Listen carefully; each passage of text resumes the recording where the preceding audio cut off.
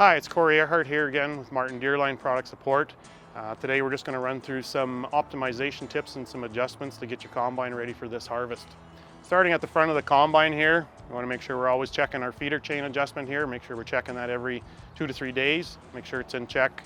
When we start at the beginning of the year, make sure our feeder house drive sprocket is in the high position. For all our heavier crops in northern Alberta, we want to make sure we're in the high position, making it a lot easier on the feeder house slip clutch.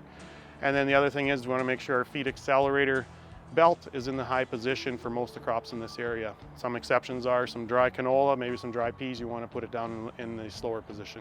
Next thing we want to check is our elevator chain, so our clean grain and our tailings. We want to make sure they're adjusted correctly, make sure we've got some side-to-side movement, but no up and down movement on the adjustment. One of the more important jobs on the combine that sometimes gets overlooked is our residue management system, making sure we're preparing for seeding for the next year on the ground. So making sure our chopper knives are in good condition, our knife bank is at the proper position, make sure we've got it set where we're not in too far and burning nothing but fuel and horsepower.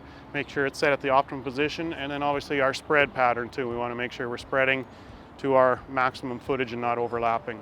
One of the other things we want to make sure is that at the beginning of the season that our chaffer and our sieve are calibrated properly. So when we've got 5 millimeters of width back here physically, that we go into the cab and it says 5 millimeters in the cab on the display. And then finally, for each crop that we go into, we want to make sure we're setting our dual zone chaffer to the proper width.